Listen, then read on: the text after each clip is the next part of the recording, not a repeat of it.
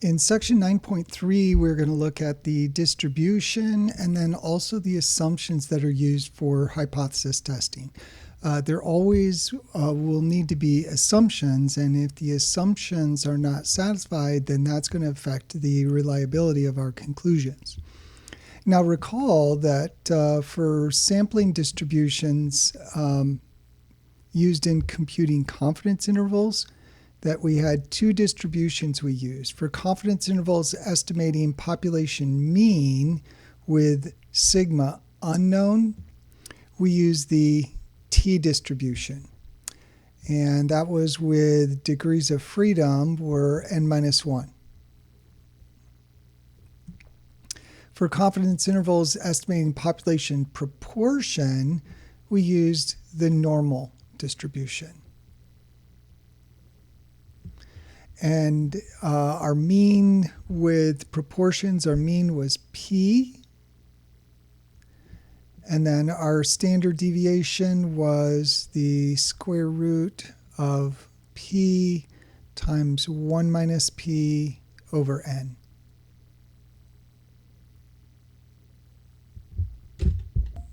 Now we did also have the case where we were looking at the population mean, confidence interval for the population mean, and sigma was known. And in that case, we used the normal distribution. But it almost never happens that we know the population standard deviation sigma. So we're going to use those same distributions for the corresponding hypothesis test. For if we're doing a hypothesis test about population mean, and sigma is unknown, which is almost always the case, we'll use a t distribution with degrees of freedom n minus 1. For a hypothesis test with the population proportion, we'll use the normal distribution again.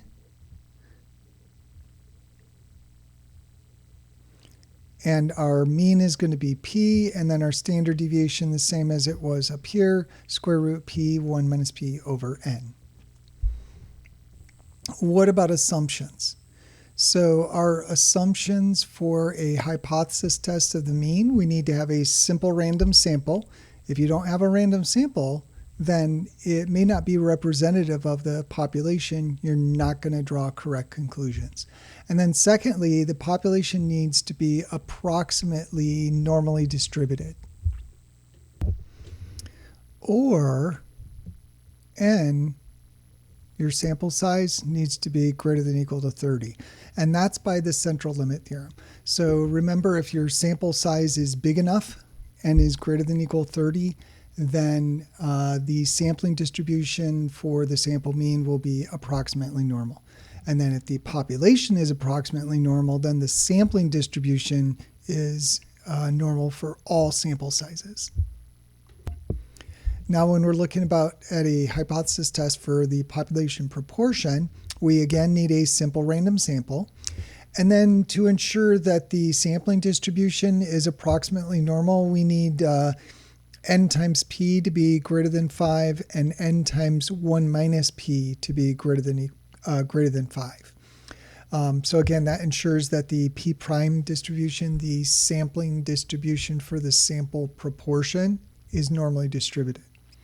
So that's where we take repeated samples and then we find the sample proportion and then look and see what the distribution of the sample proportions looks like.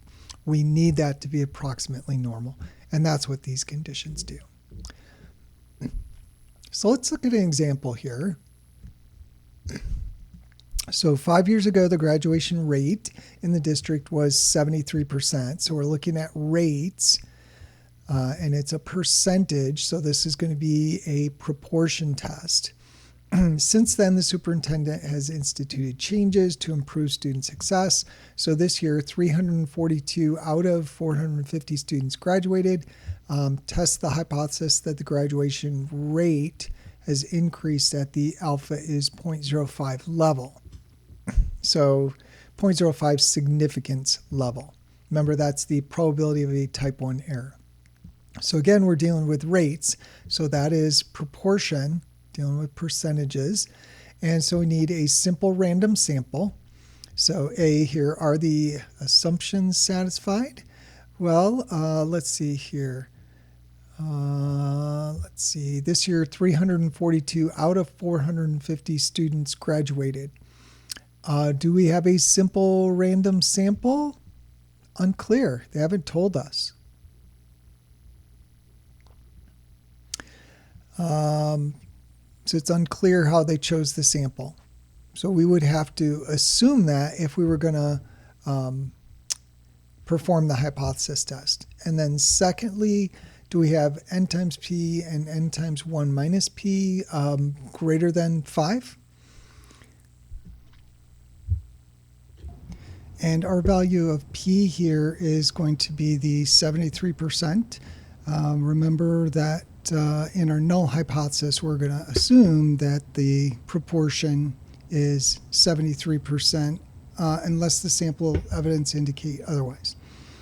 So n times p, our sample size was 450. So I need 450 times 0.73. And then we also need to look at 450 times 1 minus 0.73, so that'd be 0.27.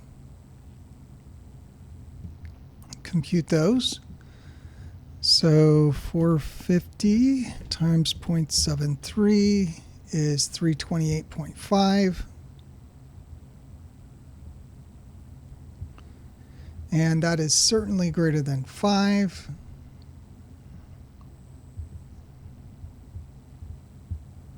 And then 450 times 0.27, 121.5. And that is also greater than 5. So the second requirement is definitely satisfied. The first one is unclear. Distribution needed for the test, we're looking at proportions here.